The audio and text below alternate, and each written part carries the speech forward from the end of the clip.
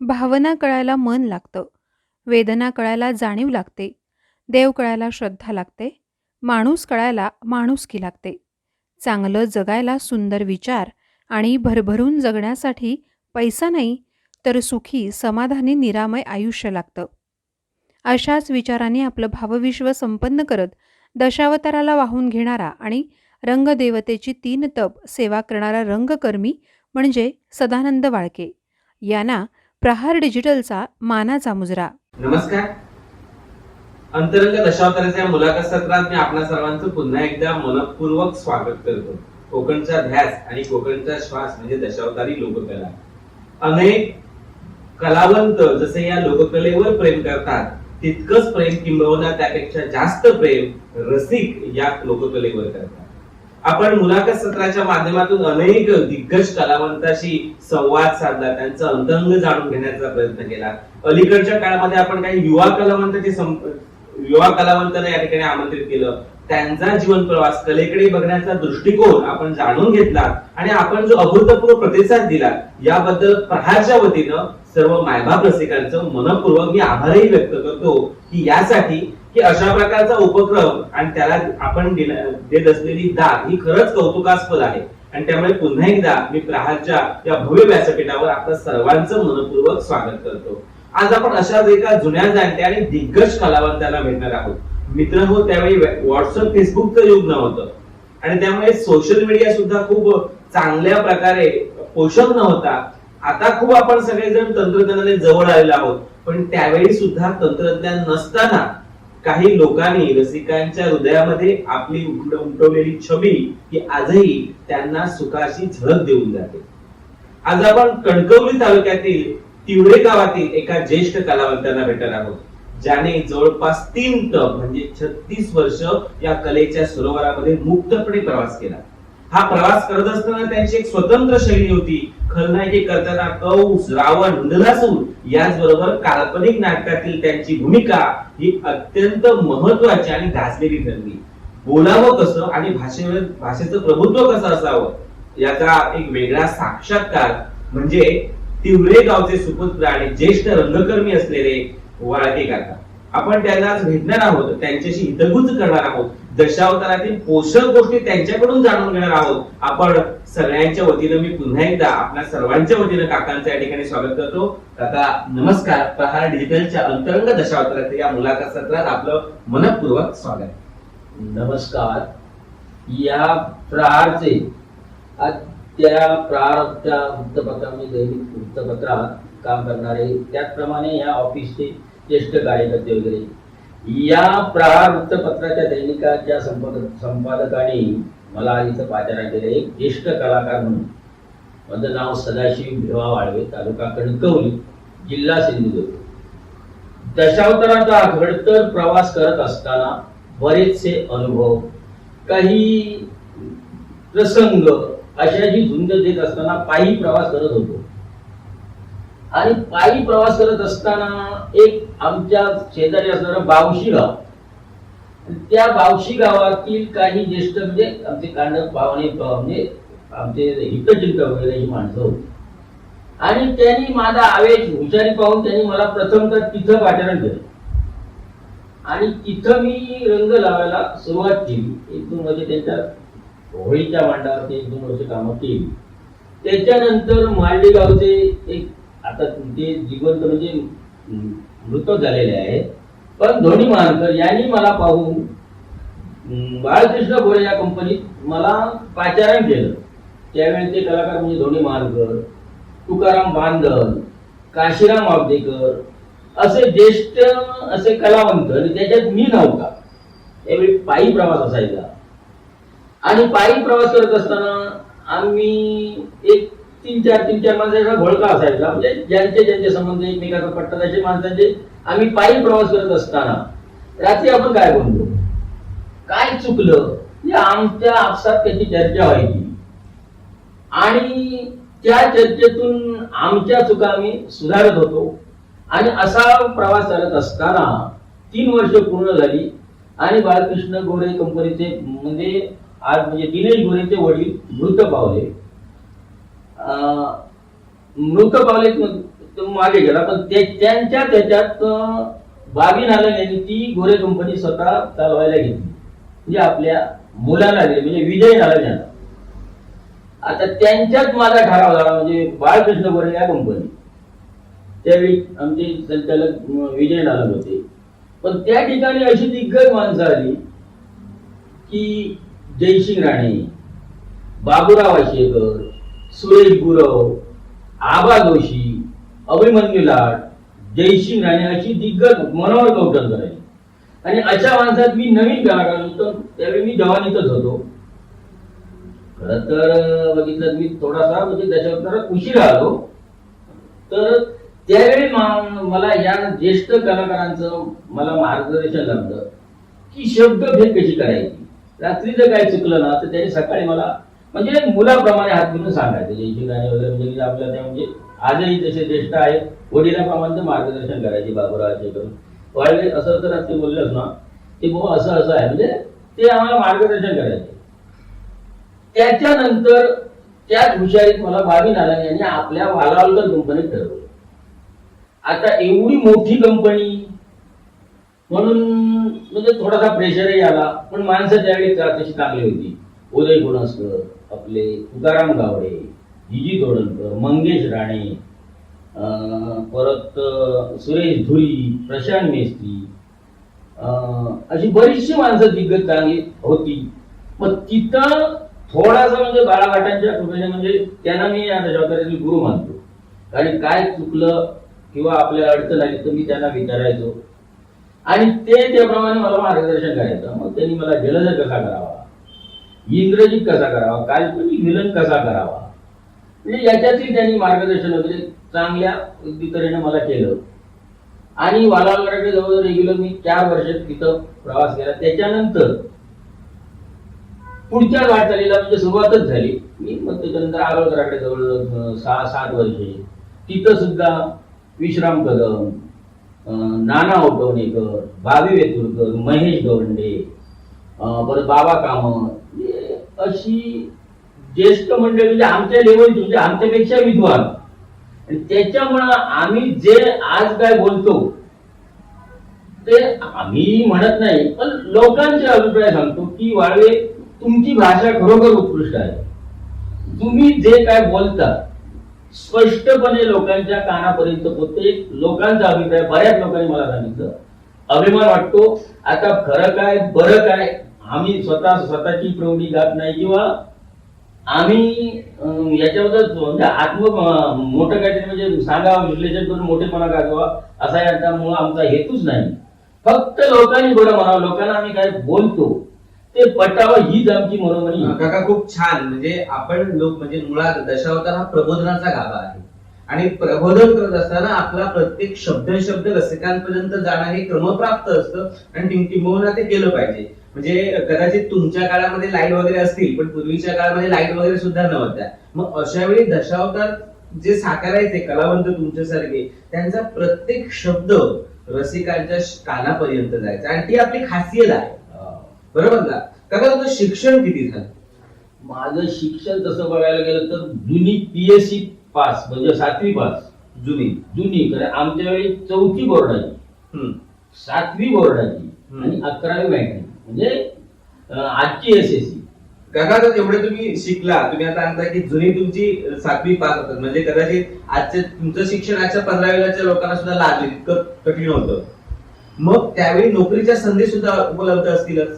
हो. मग तुम्ही ह्या सगळ्या नोकरीच्या संधीकडे न जाता दशावताराची सेवा का करायची ठरवली?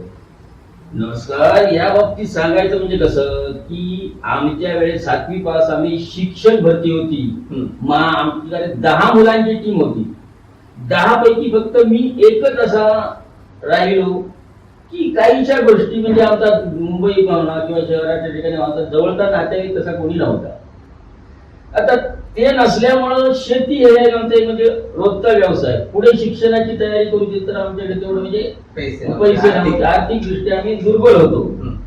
आणि अशा अवस्थेत काहीतरी नोकरीचा म्हणजे कुणाशी तरी कॉन्टॅक्ट करायचा किंवा काय करायचं ते आम्हाला तेवढी काय ओळखी नव्हती. शेतीत राहिलो. पण आमच्या बरोबरचे सगळे कुणी बँकेत लागला, कुणी सेंट्रल गव्हर्नमेंट म्हणजे असे आता कोणी रिटायर झाले काय रिटायर होत आहे म्हणजे अशी स्थिती आहे. त्याच्यात मी जे कसं फक्त तर दैव आहे त्याच्याबद्दल आम्ही काय म्हणजे देवाला दोष देत नाही, आमचं प्रारब्ध. पण काका मला असं वाटतं की तुमच्या बरोबरचे जे लोक आहेत त्यांना कदाचित तुमच्या एवढे कोण ओळखत नसतील. नाही. मग हे दशावताराने तुम्हाला दिलेलं खूप मोठं गिफ्ट आहे. हे दशावताराने दिलेलं मला योगदान मोठं आहे की आज नाही म्हटलं तरी म्हणजे घाट माथ्यापासून जर पाहिलं समुद्राच्या म्हणजे काठापर्यंत म्हणजे या किमान ह्या सिंधुदुर्गात तरी सदावाळे म्हटल्यानंतर कोण ओळखणार. आता आमच्या लेवलची माणसं बरोबर नवीन पिढीतले कितपत ओळखते हे मी सांगू शकत नाही. पण आता त्याच्यात कुणाला माझे त्याला आवडत असेल, कुणाला आवडत नसेल किंवा काही मतभेदही असतील कुणाच्या मताला आमच्याबद्दल किंवा आमच्या मतात त्यांच्याबद्दल असू शकतात. त्याबद्दल मी कुणाला वाईटही म्हणत नाही आणि त्याच्यावर कुणाला दोषही देत नाही. पण या माझ्यात नाव लौकिक मिळालं, प्रतिष्ठा मिळाली आणि बोला. आणि दुसरी गोष्ट सांगायची म्हणजे माझ्यावरती दशावतार ही कला तशी वाईट नाही. आता ती आपण जोपासताना आपल्या काही म्हणजे नेहमीच्या गरजा आहेत त्या कितपत आपण भागविणे आणि आपण त्याच्यातून जास्तीत जास्त बचत काय म्हणजे कशी करावी हे आपल्या म्हणजे रोजच्या व्यवहार कंट्रोल ठेवून जर दशावतार आपण मर्यादित केलं ना तर तसा दशावतार वाईट नाही. पण ते करणारा त्या पद्धतीचा हवा. आता इतर गोष्टी सांगत काय बसलो तर म्हणजे काय घरच्या गोष्टी सांगायच्या नाही. पण तरी सुद्धा याच व्यवहारात जर बघितलं का मी एक बारीकसं घर बांधलं स्वतःच्या हिमतीवर दशावतार करून एका मुलीचं लग्न केलं दशावतार करून आणि शेती सांभाळली, दशावतारही सांभाळलं. आज माझा म्हणजे एवढा मी अभिमानाने सांगेन आज या 36 वर्षाच्या कारकिर्दीत कोणी मला सांगणार नाही की वाळवेने एक दिवस माझी दांडी मारून माझ्या धंद्याचं नुकसान केलं. एवढं क्रेडिट आहे. मालकाने सांगितलं आज अमुक बुवा भूमिका माझी अडते. मालकाने फक्त श्रीपाद नारद सोडून अडली. मालकाने मालका म्हणजे आपण मनोधैर्य होतं की मालकाची वेळ पडाक द्यायची नाही. तो मालक तेव्हा ते आमच्या उपयोगी पडणार ना. एवढा आपला क्रेडिट आहे स्वाभिमान सांगू शकतो. काका आपण दशावताराकडे जातो आहोत किंवा तुमच्या पिढीचं दशावतार वेगळं आहे, आता दशावतार बदललाय. अर्थात कालाय तस्मै नमः हा खूप महत्वाचा मूलाधार मानला जातो या सगळ्या गोष्टीला. तुमच्या वेळेचं दशावतार नेमकं कसं होतं? आता खरं सांगायला गेलं तर आमच्या वेळेचं दशावतार फार म्हणजे आम्हाला वाटतं की कठीण होतं. कारण रात्री समजा आमच्या समोर प्रतिस्पर्धी म्हणून एक राजा म्हणा किंवा दुसरा एक विलन प्रतिस्पर्धी म्हणून जे आम्ही उभे राहिलो तर एखादा विषय जर त्यांनी मांडला तो कठीण जायचा. मग थोडस कमीपणा वाटायचं. पण त्याबद्दल दुसऱ्या दिवशी त्याच कलाकाराच्या पोटात निघायचं, चर्चा व्हायची बुवा असं. मग याच्यातून त्याचा प्रश्नाचं उत्तर निघायचं. मग त्यांच्याशी भांडणं आपण समोरपणे भांडायचो काय करायचो. आता ज्याच्याच उदाहरण सांगायचं म्हणजे उदय कोण असतो वालावकरांकडे असताना जवळजवळ 5 वर्षाचं त्यांचं म्हणजे ते राजा विलास तेंडुलकर म्हणा, मंगेश राणे म्हणा, हे म्हणजे दिग्गज कलाकार आणि त्यांच्याशी कायम विरोधाभास यायचा. पण उदय कोणसकरने मला कधीही ज्यावेळी मला म्हणजे चांगले आपले शब्द म्हणजे मांडून सभेतून बाहेर पडता येईल एवढी सुद्धा तयारी नव्हती. पण त्या माणसाने मला कधीही सभेत रोखलं नाही किंवा शब्दाची कोटी करणे त्याचे शब्द त्याला म्हणजे भिजवून टाकणे कधी त्या माणसाने केले नाही. मला प्रोत्साहन दिला उदय कोणसकर आणि मी त्याच्या सानिध्यात 5 वर्ष अशी काढली की त्याच्या मनात माझ्याबद्दल आज तरी काही म्हणजे द्वेष भावना असेल मला ते वाटत नाही. एवढा तो माझ्या बाबतीत निर्भय माणूस. आणि अशा माणसांचा मला लाभ म्हणजे सभेत जे त्यांच्या संघर्ष झाल्यामुळं माझ्या भाषेत म्हणा किंवा अभिनयात थोडासा म्हणजे बदल झाला. तसं का जर आपण बघायला गेलो तर उदयराणी कोणसकर तुमच्यापेक्षा कदाचित वयाने लहान असतील. होय बरोबर ना. मुळात दशावतारी रसिकांसाठी ह्या सांगतो की जेव्हा दिग्गज कलावंत जेव्हा व्यासपीठावर येतात किंवा ते आपलं अंतरंग उघड करतात, काकाने उघड उघड या ठिकाणी बोलून दाखवलं की उदयराणे कोणस्कर सारखा जेव्हा दिग्गज कला विष्कार साकारणारा नायक जेव्हा समोर येतो तेव्हा त्रेधा ते उडवून देण्याची क्षमता त्यांच्यामध्ये असते. अर्थात त्यांचं वाचन असतं, अनुभव असतात आणि उदयराणे कोणस्कर यांना पिढीजात तो वारसा मिळालेला आहे. आज टॉप मोस्ट कलाकारामध्ये उदय कोणस्कर यांचं नाव अगदी आदरानं घेतलं जातं, कारण हा माणूस किंवा हा कलावंत जितका रंगमंचावर मोठा असतो तितकाच तो बाहेर सुद्धा मोठा असतो. म्हणून त्याला अजात व्यक्ती शत्रू म्हणजे अजात व्यक्ती व्यक्तिमत्व म्हणून त्याचा नावोल्लेख केला जातो. मग अशा उदयराणे कोणस्कर बद्दल आठवणी सांगत असताना काका या ठिकाणी थोडेसे भाऊ झाले की त्यांचं ते जुनं त्यांचं एक जे नातं आहे उदयराणे कोणस्कर बरोबर या ठिकाणी ते सांगताय. काका या सगळ्या गोष्टी खूप महत्वाच्या असतात. खरं तर दशावतारामध्ये संहिता नसते आणि दशावतारात तुमच्या काळामध्ये काल्पनिक नाटक सुद्धा तुम्ही खूप छान केलात. मग ह्या काल्पनिक नाटकामध्ये आणि पौराणिक नाटकामध्ये काय फरक असतो? आता काल्पनिक नाटक म्हटल्यानंतर त्याला कुठल्याही बाबतीत आपण तोंड फोडू शकतो. एखादा विषय समजा समोरचा कलाकार आपला प्रतिस्पर्धी आहे म्हणा किंवा आपला सहचारी असू दे, बदल घडविता येतो काहीसा, म्हणजे कारण त्याला एक चातुर्य पुराण किंवा काय असं काय मर्यादा नसतात, म्हणजे शब्दांची कोटी चालते. पण पुराण म्हटल्यानंतर ते नाही की एखादं समजा शिवपुराण असू द्या, रामायण असू द्या, महाभारत असू द्या, म्हणजे काय गणेश काय असेल ते मग त्याच्या मर्यादेच ते बोलावं लागतं. काल्पनिकचं तसं नाही. पण याचा अर्थ अमर्याद काहीतरी बोलणे हे आम्ही बोलतो ते लोकांपर्यंत पोहोचून त्याचा अर्थ लोकांपर्यंत कळला पाहिजे. बरोबर. आता समोरचा माणूस कुठे काय बोलतोय आणि आपण कुठे दुसरीकडे बोललो ना तर त्याचा अपव्यय होतो आणि लोकांपर्यंत म्हणजे लोकांना सुद्धा ते त्याच्या मनावर बिंबवत नाही. तर ते बिंबलं पाहिजे असं माझं ठाम मत आहे. आणि दुसरी गोष्ट सांगायची म्हणजे कशी की कला अनेक प्रकारचे आहेत. कारण आपला भारत देशच मुळात म्हणजे संस्कृती कलाप्रेमी देश. आज म्हणजे जगाच्या पाठीवर आज आपल्या देशाची प्रजाशाही आहे. पण त्यातल्या त्यात म्हणजे आपल्या महाराष्ट्रातील कला बऱ्याचशा आहेत. आज लावणी कला की लावणी कला ही अशी आहे की आपल्या महाराष्ट्रात 1 नंबरचं अग्रस्थानच आहे. पण दशावतारी कला ही हजरजबाबी अशी मला वाटते, आमच्या दशावतारी कलाकारांनाही ती वाटते आहे. आता त्याच्यामध्ये काय घडलं असेल आम्ही सांगू शकत नाही, पण एक मी प्रांजळ मताने सांगू शकतो. आम्ही एक समजा 5 तालुक्यातले 10 माणसं एखाद्या गावात कुणीतरी ज्येष्ठ माणसाने आम्हाला पाचारण केली व अमुक एक आम्हाला शिवपुराण सादर करायचं आहे किंवा विष्णुपुराण सादर करायचं आहे, रामायण महाभारत, म्हणजे त्यांनी अशी 10 माणसं 5 तालुक्यातली प्राचारण केली. मग आम्ही एका चटईवर म्हणा एक अर्धा 1 तास त्याबद्दल म्हणजे जे काय सांगतील त्याच्याबद्दल चर्चा करणार. मग आम्ही त्या 10 माणसात आमची संगत तुम्ही अमुक ही वाटून घेतली की आम्ही रंगपटावर बसलो. प्रत्येकाने आपल्या म्हणजे विद्वत्तेप्रमाणे ते म्हणजे रंगभूषा केली, वेशभूषा केली. सगळं झाल्यानंतर आमचं म्हणजे नाटकाला सुरुवात झाली. सुरुवात झाल्यानंतर सुरुवातीच्या समजा पूर्वी आम्ही ज्यावेळी दशावतारात पदार्पण केले त्यावेळी समजा एक ज्येष्ठ माणसाने 4 शब्द लिहून दिले, ते पाठ केले तेवढ्या पुरतेच असतात. पण समोरचा माणूस एक कणकवली तालुक्यातला आणि एक वेंगुर्ला तालुक्यातला माणूस तिथं त्यांचा संदर्भ त्याच्या अगोदर जेव्हा आलेला नसतो, मग विरोधाभास निर्माण करतो ना त्यावेळेस ते लिखित काय नसतं. बरोबर. आणि ते जे आम्ही बोलतो ते गणपतीच्या सरस्वतीच्या कृपेने ती सुचवणार.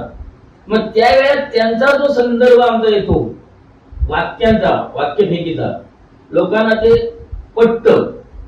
आता त्याच्यात जर समजा एखादा कोणी कलाकार समजा कुणी असो तो जर अडोक्तीत म्हणजे काहीसा वाह्यात बोलत असेल ना तर मग समोरचा माणूस त्याला कंट्रोल करून मग तिथं तो विषय संपला जातो. म्हणजे अशी इतकी हजरजबाबी कला आमची दशावतारी असून का हवं तसं स्थान सरकारी जर म्हणायला मिळत आहे माझी म्हणजे कल्पना आहे. खंत आहे. ज्येष्ठ कलावंत आपली खंत बोलून दाखवतात. आपण काका मोठ्या व्यासपीठावर आहोत आणि या व्यासपीठावर तुमच्या अगोदर सुद्धा अनेक दिग्गज कलावंतांनी ही खंत बोलून दाखवली की महाराष्ट्राच्या सांस्कृतिक वैभवाचा ठेवा असलेला अनेक लोककला महाराष्ट्रामध्ये आज गुण्यागोविंदाने नांदताना दिसतात. आणि ती आपली ही कोकणची लोककला म्हणजे दशावतार आजही शासन दरबारी उभेकीत आहेत. त्याला काका अनेक कारणं असतील. अर्थात सगळ्याच गोष्टी शासनाला माहिती असतात असं नाही. काही लोकांनी त्या माहिती करून द्यायच्या असतात आणि त्यासाठीच कदाचित हा आपण उपक्रम घेतो आहोत की आमच्या दशावतार लोककलेकडे या व्यासपीठावरून तरी सरकार, मायबाप सरकारला जाग यावी आणि दशावतारी कलावंताचं कुठेतरी कल्याण व्हावं. कारण तुम्ही काय भोगलेत आहात हे जोपर्यंत समोरच्याला आपण सांगत नाही तोपर्यंत कळणार नाही. आताची दुनिया खूप बदललेली आहे. पूर्वीचं दशावतार वेगळं होतं, आताचं दशावतार वेगळं होतं आणि ह्या दशावताराचा प्रवास आपण जाणून घेताना काका तुम्ही जी खंत बोललात ती खरंच खूप वाईट आहे. मी मायबाप शासनाला या भव्य व्यासपीठावरून आवाहन करतोय की आमच्या लोकराजांकडे, आमच्या दशावतारी गंधर्वांकडे आपण जाणीवपूर्वक लक्ष द्या. त्यांना या कलेमध्ये वाव देण्यासाठी शासन दरबारावर काही प्रयत्न करता येतील का याबाबत खरंच वेगवेगळ्या प्रकारच्या चर्चा होणं गरजेचं आहे. काका, अशा प्रकारचा एक किस्सा मी तुमच्याबद्दल ऐकलेला आहे की एका कंपनीमध्ये तुम्ही होता. त्या कंपनीमध्ये अण्णा म्हणजे तुकाराम गावडे हे दिग्गज कलावंत आहेत, ते अंजनीची भूमिका साकारायचे आणि तुम्ही मारुती साकारायचा. खरं अण्णा गावडे अर्थात तुकाराम गावडेंचं वय हे म्हणजे एकंदरीत देहयष्टी बघता ते खूपच बारीक आहे आणि अशा देहयष्टीवर सुद्धा त्याने जे काही खलनायक उभे केलेले आहेत त्यांना त्यांच्या उंचीला जाण्याची सध्या तरी कोणाची तेवढी ताकद नाही असे अनेक रसिक मांडतात. हे रसिकांचं मत आहे. मग अशा वेळी त्यांची अंजनी आणि तुमचा 60 किलोचा मारुती, काय किस्सा होता तो? बघा, ते सांगायचं म्हणजे कसं की वालाकडे मी ज्यावेळी जे उदय गुणस्कर, तुकाराम गावडे, प्रशांत मेस्त्री, आपले सुरेश धुरी, आमचा ते सूर्या पवार, म्हणजे अशी माणसं होतो आणि बरेचसे म्हणजे प्रयोग सादर व्हायचे. त्यातल्या अंजनी नाट्यप्रयोग नामचा बराचसा सादर झाला त्यावेळी. तर मी मारुती आणि अंजनी आमचे तुकाराम गावडे अण्णा. कसं मी वजनदार असल्यामुळे अण्णांना फक्त आई आणि मुलाची भेट करून सहज मी भेटत होतो. एक दोन वेळा त्यांनी पाहिलं आणि आमच्या दुपारच्या विराटाला मला जवळ बोललं, पाठीवरून हात फिरवला, कोरा, अरे तू मारुती करतोस. मी बोललो मी अंजनी असं, माझी कमाल मोडून पडली तरी चालेल पण तू उडी मारूनच माझ्या कमरेवर बसला पाहिजे आणि मला ते कमरेवर घेऊन नाचायची. म्हणजे त्या माणसाची ताकद काय, माणूस दिसताना कसा दिसतो, म्हणजे तो एक आवेश आणि त्या रंगभूमीवर त्यांना चढणारे ते प्रोत्साहन आणि ते ह्याच्यात एवढा मी म्हणजे बेभान व्हायचं. नंतर मग एवढा म्हणजे आवर्जून उडी मारून बसायचं, त्यांनाही आनंद वाटायचा आणि मला त्यापासून ते पुष्कळ असं म्हणजे मार्गदर्शन त्यांनी मुलासमान मला माझ्या प्रेम केला आजपर्यंत. नाही कधीही म्हणजे त्यांच्याबद्दल असं कोणी जर समजा असं काही म्हणजे वेळाकडे बोलेल ना तर आम्हाला ते वाईट वाटतं. कारण असे दिग्गज आमच्यापेक्षा कितीतरी पटीने श्रेष्ठ, उदाहरणार्थ जयसिंग राणे, मंगेश राणे, तुकाराम गावडे, बाबूराव आशेकर, आमचे बाळा भाट, आपा दळवी, सुरेश गुरव, ही अशी जी माणसं, विद्वान माणसं. आता सांगायचं म्हणजे सुरेश गुरव एका सीझनला गोरे कंपनी तो रांगा मी जलदर, भाटांचं मार्ग पुऱ्या सीझन मध्ये आम्ही तो जलदर एवढा आणि परत तुमचं इंद्रजित, सुलोचना, सुरेश गुरव, म्हणजे अशी दिग्गज माणसं आली. त्याच्यामुळे त्या भूमिका त्यावेळी आम्ही साकार केल्या. तर हे आमचे बाबू वेतोडकर, एका सीझनला आम्ही आरोलकराकडे रंगा जलदर, ते रंगा मी जलदर, नाना उठवणेकर विष्णू, जे अशी भाषेची माणसं. आता त्यांच्याबरोबर विरोधाभास उभा करून म्हणजे विष्णू नाना उठवणेकर चांगले हुशार माणूस, म्हणजे आमच्यापेक्षा ज्येष्ठही खूप आणि या कलेत म्हणजे विद्वान. मग त्यांच्या विरोधाभासात मी उभा राहायचो. पण कधी त्या माणसाने आम्हाला कधी सभेत आमचा म्हणजे पान उताराच्या हिरमोड कधी केला नाही, भाषेची कोटी कधी केली नाही. आणि अशा माणसांना मला खरोखर आदर, अभिमान वाटतो की खरोखर त्यांच्या सहवासात काम करायला बरं. पण आज त्या नवीन पिढीत जरा काम करताना मन काहीस कचरतं, थोडस मन सावशक होतं. आता ते काय असेल ते आम्ही त्याच्याबद्दल तसं मत मांडू शकत नाही, कारण आम्ही कोणाला कमी लेखत नाही. कारण आम्ही सर्व जर जे कलाकार असू ते सगळे एकाच त्या म्हणजे सरस्वती मातेची लेकरं. आजही आम्ही विद्यार्थी आहोत, कालही होतो आणि पुढेही असणार, ही आमची आजपर्यंतची वृत्ती आहे. खर तर काकाने मला आता या ठिकाणी प्रश्न विचारायलाच बंदी घातली आहे. मी आता नेमका प्रश्न विचारणार होतो की आताच्या तरुण पिढी आणि तुमचं दशावतार जे होतं त्याच्यामध्ये काय वेगवेगळ्या, आणि तुम्ही आता लगेचच सांगितलं की आताच्या तरुण पिढी समोर जेव्हा आपण भूमिका करतो तेव्हा मन कुठेतरी शंकेने ग्रस्त होतं, शंका वाटते. जेव्हा कलावंतांना दुसऱ्या कलावंतांबद्दल शंका वाटते तेव्हा ते कला क्षेत्र दूषित होत आहे असा भास निर्माण होऊ शकतो. आता बघा तसं सुद्धा एक बाजूने म्हणता येणार नाही दूषित होतंय असं, कारण आजचा कलाकार वाचक आहे, विद्वान आहे, अधिक आज मोबाईलचं एक साधन आहे. एखादी जर समजा माहीत नसलेली गोष्ट जर माहिती करून घ्यायची तर व्हॉट्सअपवर मागवतात आणि त्याप्रमाणे ते पाठांतर करून वगैरे विषय मांडतात. पण पुराणाची सांगायला घातली तर काहीशी त्या मोबाईलात येणारे ते म्हणजे त्याचा त्यांचं समजेल तसा संदर्भ लिंक लागत नाही. बरोबर. परत दुसरी गोष्ट असे म्हणाल तर आमच्या वेळेस किती फक्त एक पांढरा रंग, पिवळा, गुलाबी हा तर काजळ. आताचा कलाकार एवढा चांगला म्हणजे एखादा समजा खलनायक म्हणा, राजपाट म्हणा, ते कुठलंही डेकोरेशन करतो ना म्हणजे सोंगाचं, आम्हाला तेवढं शक्य होणारही नाही आणि ते आम्हाला जमणारही नाही. त्या बाबतीत आता बघा राक्षस पाठ रंगणारा आम्हाला काय फक्त 2-3च रंग असायचे हो, त्याच्यामुळे आम्ही रंगरंगोटी आता ते रंगरोटी करतात ना, खरोखर चांगली बघण्यासाठी, वाखाणण्यासाठी, प्रशंसा करण्यासाठी, त्याबद्दल वादच नाही. पण काहीशा त्रुटी आहेत त्या अशा की पुराणाचा थोडासा अभाव, म्हणजे पुराण बाजूला राहतं आणि सगळे प्रदर्शित म्हणजे लोकांसमोर का विषय मांडला जातो तो थोडासा विसंगत असा वाटतो असं मला वाटतंय. नक्कीच ह्या गोष्टीशी मी सुद्धा सहमत आहे. हे मी यासाठी म्हणतोय की असे बरेच आपण युट्यूबवर नाटकप्रयोग बघत असतो. खरं तर आताचा जमाना हा हायटेकचा जमाना आहे, त्यामुळे तुम्ही जे काय बोलत असता ते मोबाईलला शूट होत असतं आणि ते पुन्हा युट्यूबला टाकलं जातं. त्यामुळे तुम्ही एखादी चुकीची इन्फॉर्मेशन जर देत असाल प्रेक्षकांना तर ती तुम्ही जगाला फसवताय. आणि मला या ठिकाणी आवर्जून सांगायचं आहे की नॉलेज आणि इन्फॉर्मेशन म्हणजे ज्ञान आणि माहिती याच्यामध्ये तफावत, म्हणजे याच्यामध्ये खूप मोठा फरक आहे. आजचे काही युवा कलावंत जसं तुम्ही म्हणता हे ज्ञानाला माहिती म्हणतायत आणि माहितीला ज्ञान म्हणतायत आणि त्यामुळे हा सारा गोंधळ होतोय. आज काका बिराड संस्कृती नाहीये, त्याचे सुद्धा फटके तशा बसतात का हो?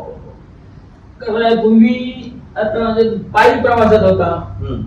आम्ही आता इकडे म्हणजे मोठ्या कंपनी इकडे म्हणजे मामा मध्ये म्हणतात म्हणा किंवा आरंगर म्हणा, म्हणजे एसटीचा प्रवास होता. त्यावेळी पायी प्रवास होता तेव्हा एक महिना घर मिळत नसायचं. कारण सकाळी प्रवास म्हणजे 6-6:30-7ला प्रवास जो चालू झाला तर दुपारी 12:30 पर्यंत प्रवास चालू. त्याच्यानंतर जेवण करणे, जेवणे काय, परत संध्याकाळी 3:30-4 वाजता पुढचा प्रवास म्हणजे पायी प्रवास असायचा. आता कसं झालं आहे की जो तो कलाकार म्हणजे रात्री मला नाटक उद्या कुठे आहे, अमुक ठिकाणी, मी रात्री अमुक वाजता तिथे हजर आहे.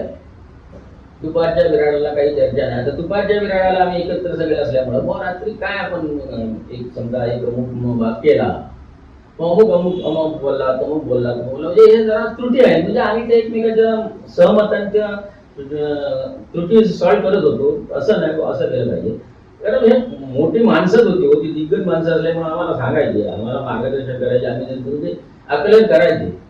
आता ती स्थिती नाही आहे. सकाळी नाटक संपलं की तो कलाकार मोटरसायकल बसला, घरी गेला, संध्याकाळी येतो त्याला. म्हणजे आता खल म्हणजे चर्चा हा विषय शाप म्हणजे याच्यातून नष्ट झाला म्हटलं तरी चालेल. कारण चर्चा हा विषयच राहिलेला नाही. जो तो म्हणजे मला फक्त सॉंग सांगा, मी सॉंगाला तयार आहे. आता आम्ही ज्या वेळा जरी आम्ही एखाद्या वेळी एखादं सॉंग जरी केलेला असला, माहिती असली तरी समजा दिग्गज कलाकार कोण आहेत बाबा, मग त्यांच्या पोटात असं काय आहे तसं काय, त्यांना विचारायचं कसं बोलायचं काय होईल. आपल्याला थोडंफार माहिती आहे पण त्याच्यात आणि त्यांना विचारल्याच्यानंतर त्याच्यात आणि भर पडायची. त्याच्यामुळं ते सॉंग त्याच्यापेक्षा आपण फक्त त्याचे काही एक मात्रेनं चढ व्हायचं असं आम्हाला वाटायचं. आता ती स्थिती राहिलेली नाही. तो म्हणतो की मला माहित आहे, मी कोणाला विचारणार नाही, मला फक्त सॉंग सांगा, मी करणार. म्हणजे मीच सर्वश्रेष्ठ ही भावना कालमान बदललाय. म्हणजे थोडक्यात काय की मी जेव्हा येतो तेव्हा त्याचा रावण व्हायला वेळ लागत नाही आणि कलेच्या ठिकाणी मी आला की उतरती कळा लागायला सुद्धा वेळ लागत नाही. थोडक्यात युवा कलावंतासह दशावतारामध्ये काम करणाऱ्या अनेक दिग्गज कलावंतांना हा संदेश आहेच पण रसिक मायबापांना सुद्धा काकाने हा इनडायरेक्टली संदेश दिलेला आहे की जेव्हा मी येतो तेव्हा मात्र आपल्याला उतरती कळा सुरू होते. दशावतारामध्ये काम करत असताना काकाने अनेक अनुभव घेतलेले आहेत. अगदी 36 वर्ष काम करणं म्हणजे साधी गोष्ट नाहीये. त्यासाठी अनेक म्हणजे ते आता सांगतायत की मी महिनाभर घरातून बाहेर होतो. मग अशा वेळी खरंच आपण त्या काकूंना सुद्धा धन्यवाद दिले पाहिजे.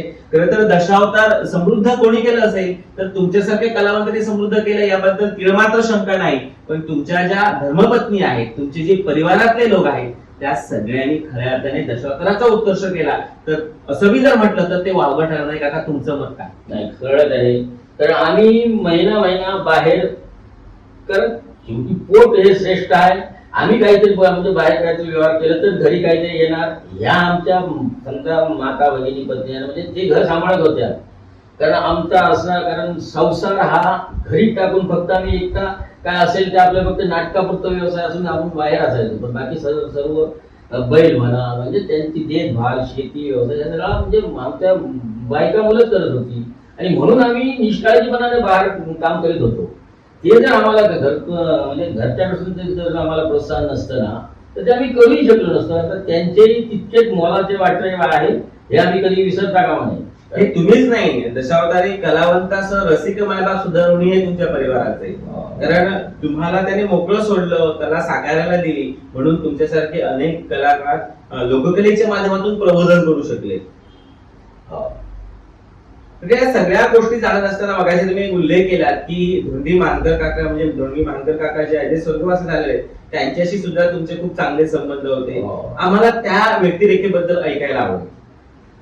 आता धोंडी महानकर ही व्यक्ती अशी होती, त्याने कलाकार खूप घडविले आमच्या समोर. आम्ही तर त्यांच्या शाखेत म्हणजे त्यांनीच आम्हाला घडविलं. कारण त्यांच्या विद्यापीठाचे तुम्ही स्टुडंट आहात. कारण कसं त्यांच्याकडे मला त्यांनी आपल्या म्हणजे मंडळात समाविष्ट केलं, म्हणजे बाळकृष्ण गोरे मंडळात समाविष्ट केलं ना, त्यावेळी देवदृष्टी पहिल्यापासून अशीच होती. त्यावेळी याच्यापेक्षाही होती समजा. मग ते द्रौपदी साकारायचे, मला भीम साकारायला लावायचे. मी म्हणायचं एवढा मोठा कलाकार, आम्ही त्यांच्याशी भीम म्हणजे नथिंग असं वाटायचं. पण त्यांनी एवढा धीर द्यायचा. त्याच्यात तुकाराम बांदल म्हणा, काशीराम वागदेकर, जी गाडी काशीराम राजा आमचे वागद्याचे राजा करायचे साकारायचे. तर त्यांनी ना मला प्रोत्साहन दिलं की नाही बाळगे तुझ्याकडून होणार. कारण माझी पहिल्यापासून रंगभूषा म्हणजे देहदृष्टी असल्यामुळं मग काही म्हणजे ते रंगदेवतेचं वरदान होतं. आणि मी कसंही म्हणजे रंग लावला ना, मोठेपण आत्मप्रौढी नाही, पण लोकांना ते आवडायचं. आणि त्याच्यावर धोंडी मानकर म्हणायची की तू जरी वाळवे वयाने लहान असला ना तर तुझ्या आमच्यात म्हणजे जोर प्रदर्शित करताना द्रौपदी भीम कोणी नाकारणार नाही. आणि कुठेतरी धीर देऊन माझ्यापासून ते म्हणजे जबरदस्तीने रंग करायचे. एक वेळ असा झाला की कुठेतरी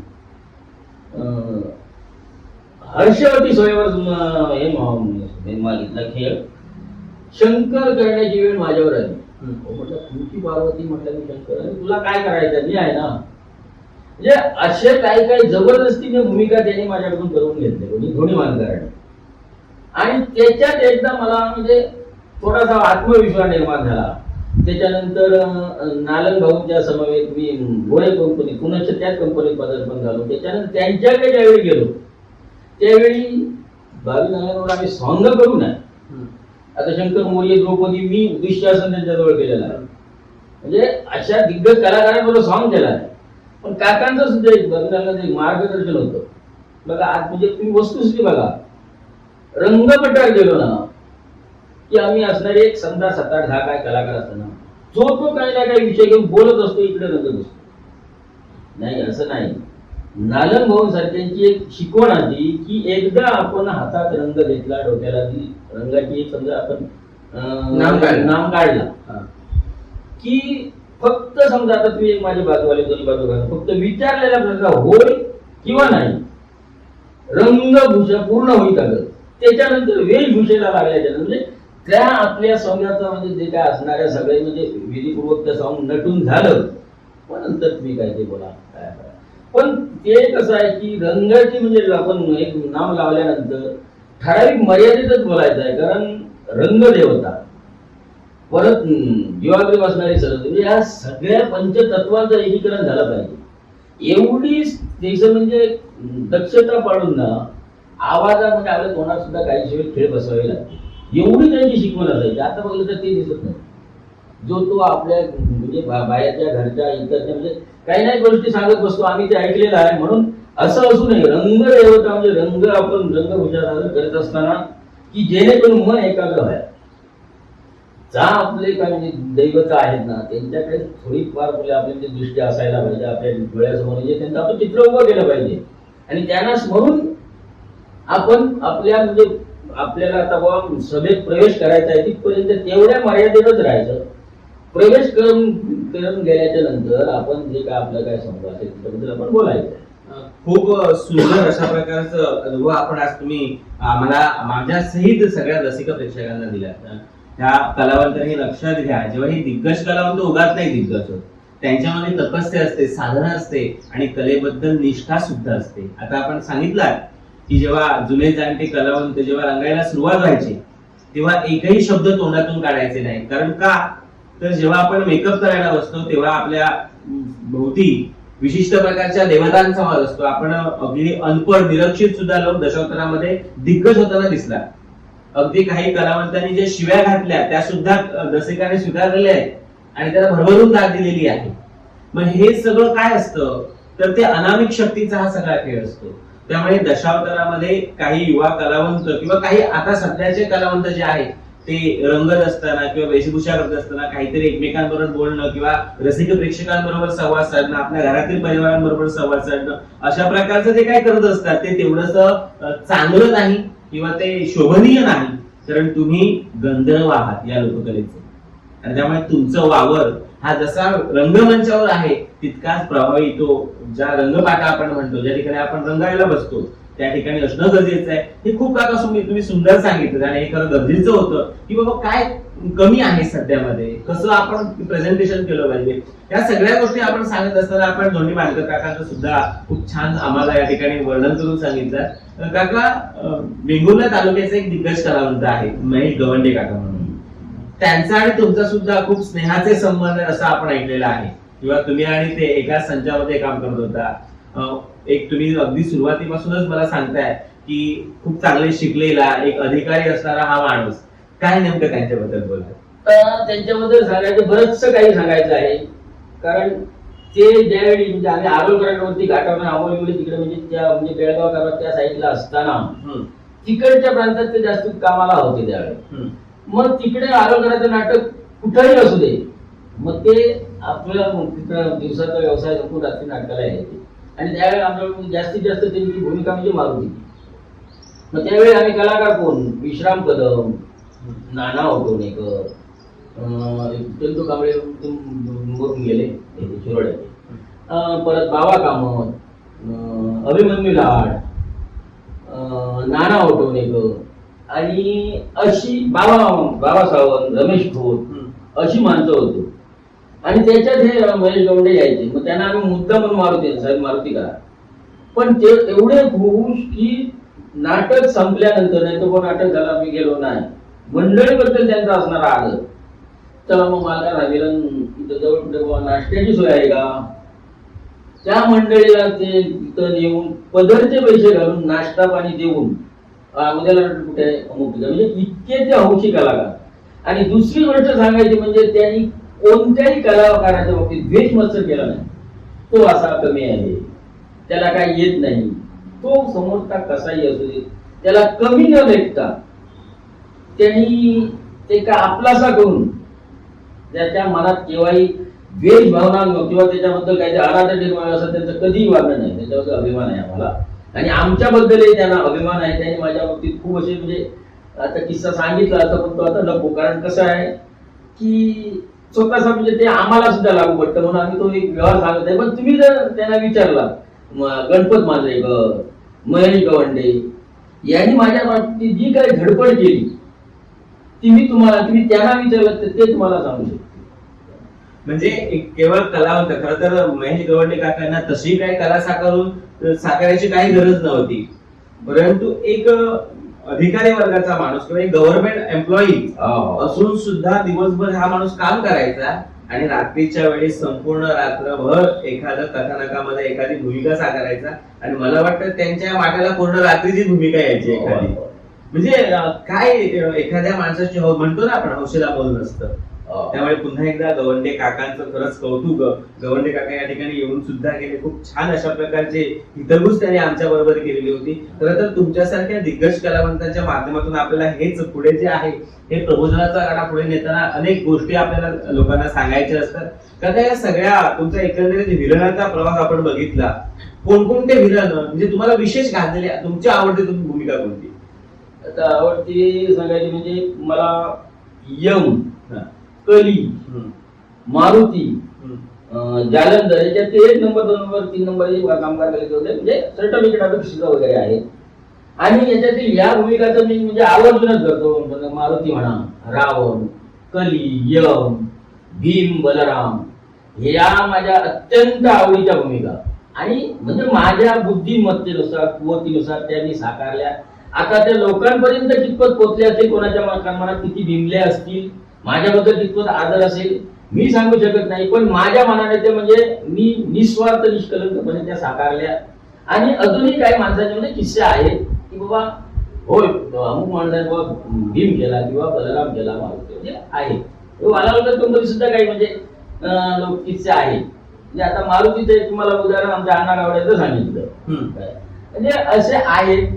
पण स्वतःच मोठेपणा स्वतःच्या तोंडाने सांगणं बरोबर नाही असं मला वाटतं. खूप सुंदर आपण प्रत्येक वेळी हे मला सांगताय की आत्मप्रौढीपणा बरोबर नाही, आत्मप्रौढीपणा बरोबर नाही. म्हणजे कलेच्या मुक्त सरोवरामध्ये आपण संचार करत असताना काही गोष्टी आपसुकच आपण त्या घ्यायच्या असतात. त्यातली पहिली गोष्ट तुम्ही घेतलात की आत्मप्रौढी. स्वतःचं मोठेपण कधीच सांगायचं नाही, दुसऱ्यांनी ते सांगावं आणि आपण ते ऐकू नये अशा वृत्तीचे तुम्ही दिसताय. खरं तर रावण साकारणारा व्यक्ती किंवा खलनायक साकारणारा व्यक्ती इतका सात्विक कशामुळे झाला? आता सात्विक झालं म्हणजे कसं आहे की आम्हाला सहवास लाभला तोच आमच्यात म्हणजे वर्तणुकीशी आमच्या चालचलणुकीशी म्हणजे अशाच सहजारी माणसं आम्हाला भेटली. उदाहरणार्थ मनोहर कवठकर कधी भांडण करणारा माणूस नाही, जय शिंगराणे भांडण करणारे माणूस नाही, उदय कोणस्कर हे म्हणजे माणसं भांडण करणारीच नाही. आणि त्यांच्या सहवासात असल्यामुळे भांडण आमचा विषय बाजूलाच राहिला. आदरातिथ्य बोलणे कुणालाही आपल्याच्या वयाने लहान का असेना पण त्याच्याबद्दल ठेवणारा आदरातिथ्यानंच बोलायचं. अरे तुरीची भाषा आमची मुळापासूनच कमी लिहि नका. सहवासाचा परिणाम. सहवासाचा खरंच खूप सुंदर काकाने आता सांगताय की मला भांडण न करणारी व्यक्तीच माझ्या आयुष्यामध्ये आल्या. त्यामुळे त्याचा कळत नकळत परिणाम त्यांच्या स्वभावावर झाला. आणि रावणासारखं क्रूर कर्म असणारी व्यक्ती अगदी सात्विक सज्जनासारखी वागते. हे लोककलेचं खऱ्या अर्थाने देणं आहे असं आपण म्हणू. आणि हे सांगत असताना ते सहवासाचं सुद्धा या ठिकाणी आपल्याला गोष्ट सांगतायत. तर सहवास खूप महत्वाचा होता. कारण मी बऱ्याच व्यासपीठावरून सुद्धा हे बोललेलो आहे की महाभारतामध्ये सगळ्यात भारी हा अर्जुन कधीच नव्हता, तर सगळ्यात भारी होता महारथी कर्ण. बरोबर आहे. आता माझ्यापेक्षा तुमचा अभ्यास चांगला आहे. आणि हा कर्ण जो होता सगळ्यात भारी होता. सगळ्या धनुर्विद्या त्याला माहिती होत्या, अनेक प्रकारचे शस्त्रास्त्र त्याने शिकलेली होती आणि त्यामुळे हा सर्वश्रेष्ठ होता. अगदी इंद्राकडून वासवी नावाचं वस्त्र सुद्धा त्याने मिळवलेलं होतं. पण तरी पण कर्ण कधीच मोठा होऊ शकला नाही. कारण कर्ण चुकीच्या माणसाच्या संगतीत गेला, दुर्योधनाबरोबर गेला. आणि अर्जुन तितका मोठा नव्हता पण त्याने संगत निवडली ती कृष्णाची. म्हणून त्याचा नराचा नारायण झाला. आपलं बरोबर आहे. कारण कसं आहे की महावादाचं वाक्य आहे की सुसंगती सदा घडो, सुसंगती सदा घडो, सज्जन वाक्य काली पडो. सज्जनांच्या सहवासात राहिल्यानंतर सज्जनांचे म्हणजे सुविचार अशा तऱ्हेचे आपल्या म्हणजे मनावर बिंबणार किंवा त्याचे आमच्या म्हणजे चालचलणुकीवर वर्तणुकीवर परिणाम होणार. आणि दुर्जनांच्या सहवासात राहिल्या उदाहरणार्थ दुर्योधन काय सामान्य वीर नव्हता, असामान्य होता पण गुणाने. कारण दुर्गुण हा माणसाला आयुष्याचा म्हणजे अधोगतीला नेऊन सोडू शकतो. आणि जर माणूस सुसंगतीच्या सहवासात असेल ना तर तो प्रगतीच्या पथावर जाऊ शकतो. हे माझं जास्त उदाहरण आहे आणि अनुभव आहे. आणि त्याच्यावर हे शिकवतं. हो. म्हणून पहिल्या एंट्रीला आलेला खलनायक असतो तो सगळ्यांना सळोकी पळो करून सोडतो, पण शेवटी मात्र त्याचा वध निश्चित असतो. निश्चित असतो. बरोबर ना काका? हो, कारण वाईटाचं कर्म नेहमी वाईटच. फक्त कसा वेळ काळ स्थळ प्रत्येक गोष्टीला काय कक्षा मेधा मर्यादा आहे. मी याचं एकीकरण झाल्याशिवाय जीवनातले घडामोडी ज्या घडतात ना त्या घडत नसतात. म्हणून प्रत्येक गोष्टीला वेळ का पाहिजे. वेळ आल्याशिवाय आम्ही कुणाला एखाद्या मारू म्हटलं तर तो मरणार नाही, मर म्हटल्यानंतरही मरणार नाही. तर नियोजन आहे. या विधात्याने या विश्वाची घडी म्हणजे जगात पसरविली आहे. या घडीवर एक नियंता आहे, त्याच्याच कारभारानुसार त्या विश्वाचा कारभार चालतो, त्याच्या नियंत्रणाप्रमाणे. आणि नक्कीच खूप सुंदर काका. आपलं भाषेवर प्रभुत्व होतं, आपली भाषा शैली वेगवेगळी होती, त्याच्यामध्ये एक वेगळी ढब होती. आता आपल्याला ती ढब दिसत नाही. काय कारण सांगाल? आता कसं सध्याचा लाभणारा सहवास म्हणजे नूतन पिढीचा थोडासा अधिक वय झालेला आहे. आता थोडीशी स्मरणशक्ती सुद्धा म्हणजे आता आता माझा वय सध्या 64 वय माझं चालू आहे. पण त्यामुळे थोडीशी म्हणजे बुद्धिमत्ता सुद्धा थोडीशी जरा म्हणजे ग्लानी येत चालली आहे ना. ह्याही कारण असतात. आणि सध्या परत कसं आहे की रोजचा सराव जो होता तो कमी झाला आहे. म्हणून हे तुमच्याबद्दल तुम्ही बोललात, पण आताच्या जी सध्या दशावतार साकारतायत त्या लोकांकडे जी टोन आहे, दशावताराची एक विशिष्ट टोन असते, एक ढब असतो, भाषेचा एक सिद्ध दर्जा असतो, त्याला आपण पौराणिक भाषा म्हणतो, ती कुठेतरी गहाळ होताना दिसते आहे. याबद्दल तुमचं मत काय? नाही, अगदी अगदी बरोबर आहे की एखादा समजा आता आपण एक समजा एक दैत्य दानव कशी भूमिका साकारत आहोत. मग दानव म्हणजे काय आणि दैत्य म्हणजे काय याच्यातला आम्हाला अर्थभेद झालेला नाही आहे. त्याच्यामुळे आम्ही दानवालाही जाऊन तेच बोलतो आणि दैत्यालाही जाऊन तेच बोलतो. ब्राह्मण सुद्धा आपण एखादा साकारताना ब्राह्मण आहेतच, पण ब्राह्मण साकारताना सुद्धा ब्राह्मणात सुद्धा काही प्रकार आहेत. मग त्याप्रमाणे त्याचा अभ्यास पाहिजे. मुख्यतः म्हणजे आमचे बाळाभाट गुरु सांगायचे की आपण एखादा चरित्र कार्यक्रम सादर करताना त्या चरित्राचा उत्तरार्ध पूर्वार्ध आणि मध्य हा आपण साधायचा असतो. मग आपण एक महाभारतातील कथा म्हणजे पांडवांच्या आधारित कथा करत असतो. मग ते युग कुठलं काल कुठला म्हणजे पांडव पर्यंत म्हणजे महाभारताचा पूर्वार्ध मध्य आणि उत्तरार्ध ह्याच्या 3 जे म्हणजे चढ उतार आहे तो काल आठवतो. रामायण म्हणा तो सुद्धा कसा पूर्वार्ध उत्तरार्ध मध्य म्हणजे असे ते साधून त्याप्रमाणे थोडासा अभ्यास होणं सॉंग सांगायला पाहिजे. नाहीतर मला रामायण पूर्ण मुखोद्गत आहे. मग तर सुरुवातीचा बोलायला तरी परत शेवटा झाली मधी नंतर आहे, मग त्याला काय वेळ नाही असं माझं मत आहे. आता तो माझ्याकडून म्हणजे आपलं सुद्धा म्हणजे मी त्याच्यात पारंगत यायचा नाही.